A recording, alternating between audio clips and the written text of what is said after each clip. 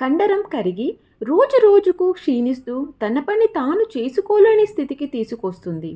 మంచానికి వీల్ చైర్కు పరిమితమైన దుర్బలమైన జీవితం కేర్ టేకర్ లేదా కేర్ టేకర్ 11 ఇవ్వాలని ప్రభుత్వాన్ని కోరుతున్నాము.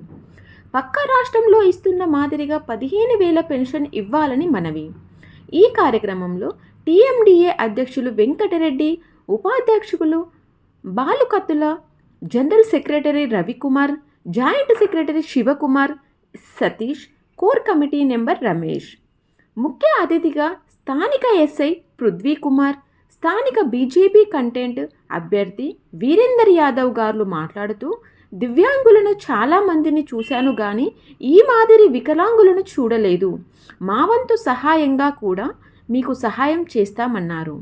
తెలంగాణ వ్యాప్తంగా ఉన్న కండరాల క్షీణత బాధితులు అధిక సంఖ్యలో పాల్గొన్నారు. మరిన్ని వివరాల కోసం చూస్తూనే ఉండండి ఎంఎంటీవీ 24 న్యూస్ తెలుగు.